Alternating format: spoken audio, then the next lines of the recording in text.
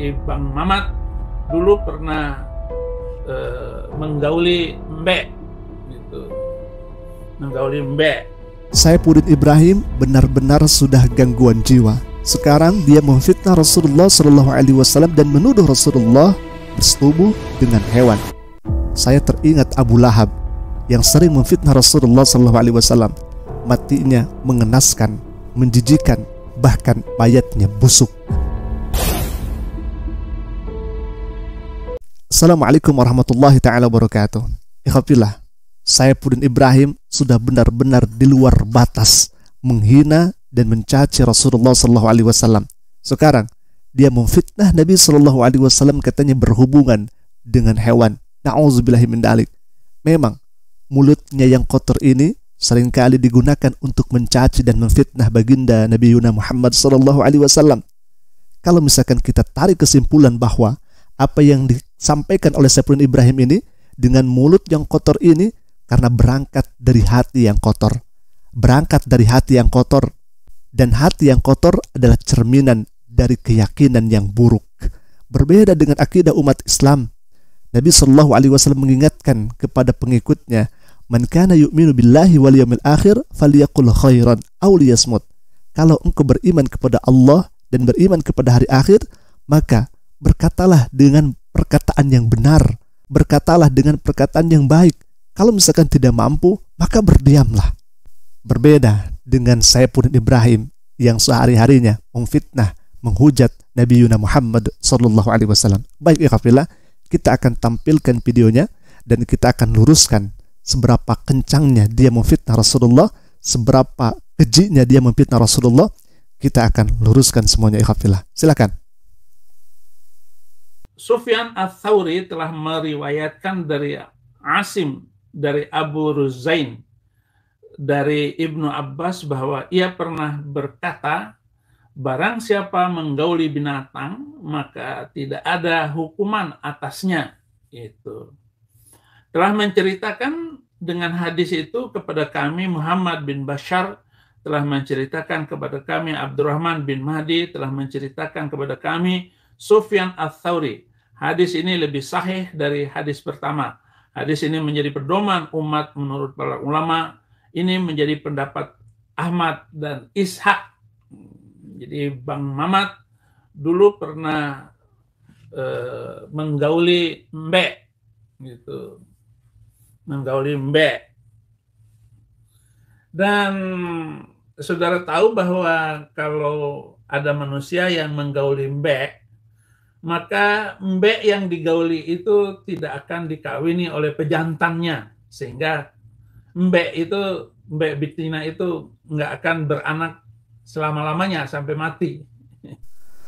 Baik ikhwafillah, begitu kejinya apa yang disampaikan oleh Saifuddin Ibrahim ini, memfitnah Rasulullah SAW berhubungan dengan hewan. Na'udzubillahi min dzalik. Bagi Anda yang non-muslim, saksikan sampai habis video ini, karena Anda akan mengetahui kebenarannya. Jangan mau Anda dibodohi terus oleh Saifuddin Ibrahim ini. Baik, kita akan jawab. Yang pertama, apakah dalam hadis yang Anda baca, wahai Saifuddin Ibrahim, di sana ada kata atau ada kalimat bahwa Nabi SAW menggauli hewan? Jelas tidak ada. Untuk itu Anda sudah memfitnah Rasulullah SAW. Itu yang pertama. Yang kedua, apakah dalam hadis itu Nabi SAW memerintahkan untuk menggauli hewan? Tidak ada. Jelas Anda sudah memfitnah Rasulullah SAW. Selanjutnya, dengarkan baik-baik Saifuddin Ibrahim supaya Anda paham, supaya Anda tidak memfitnah Rasulullah SAW. Dengarkan baik-baik.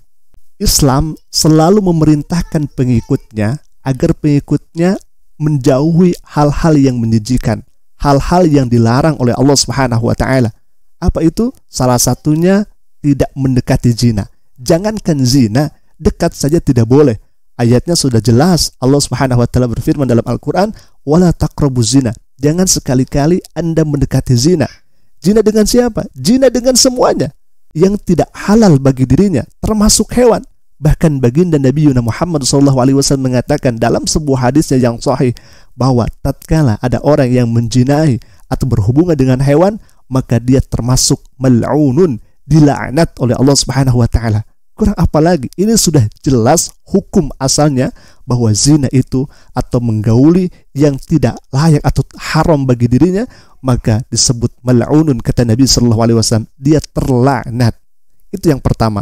Hukum yang pertama, menjinahi atau bersetubuh dengan hewan salah satunya, itu adalah mal'unun, bahkan haram, termasuk dosa yang sangat besar. Lalu kemudian pertanyaannya adalah, apa maksud dari hadis tersebut? Kok tidak ada hukuman di dunia bagi orang yang menjinahi hewan? Nah, begitulah Saiful Ibrahim, karena dia tidak paham tentang Islam, tidak paham tentang hukum Islam. Di sana disebutkan bahwa tidak ada hukum itu maksudnya hukum di dunia. Tidak sampai ditajir atau dirajam. Berbeda kalau misalkan ada laki-laki dengan perempuan yang melakukan zina di luar pernikahan. Nah, itu jelas kalau misalkan dia muhson, maka dia akan dirajam. Kalau misalkan ghair muhson, maka dia akan ditajir atau dicambuk. Kalau misalkan berhubungan dengan hewan, maka tidak sampai dirajam, tidak sampai ditajir, akan tetapi dia akan mendapatkan laknat dari Allah Subhanahu wa taala. Dia akan mendapatkan siksa di hadapan Allah Subhanahu wa taala, karena jelas dia sudah melanggar daripada aturan Allah Subhanahu wa taala. Dia menjinahi hewan. Saya ambilkan contoh, misalkan Saiful Ibrahim menjinahi katak, Saiful Ibrahim menjinahi monyet, Saiful Ibrahim menjinahi tikus. Anda di dunia akan lolos dengan hukuman dunia, tetapi di akhirat Anda akan disiksa. Tetapi di akhirat Anda mendapatkan laknat daripada Allah Subhanahu wa taala kalau Anda tidak bertobat. Walaupun memang banyak para ulama yang menjadi ikhtilaf hal ini. Apakah orang ini akan dirajam karena dia sudah melakukan hubungan dengan hewan, ataukah ditakjir atau dicambuk dan sebagainya? Akan tetapi intinya ketika dia melakukan zina atau misalkan dia melakukan berhubungan dengan hewan, maka dia akan mendapatkan siksa yang keras daripada Allah Subhanahu wa taala kalau dia tidak bertobat. Dan saya ingatkan sekali lagi kepada Anda, Saifuddin Ibrahim, bahwa hubungan seksual dalam Islam itu mengarah kepada ibadah, dinaungi dengan pernikahan yang sah dan halal sesuai dengan syariat Islam. Kalau misalkan di luar daripada itu, maka itu termasuk haram, termasuk zina, dan dia akan disiksa oleh Allah Subhanahu wa taala kalau dia tidak bertobat di hadapan Allah Subhanahu wa taala. Ikhwafillah, mungkin itu saja dulu yang bisa kami sampaikan, dan begitulah kelakuan sifat Saiful Ibrahim yang setiap harinya mencela, setiap harinya memfitnah. Kenapa? Karena berangkat dari hati yang kotor. Kenapa hatinya kotor? Karena berangkat dari keyakinan yang buruk. Alhamdulillah, mungkin itu saja dulu yang bisa kami sampaikan. Al-afu. Assalamualaikum warahmatullahi taala wabarakatuh.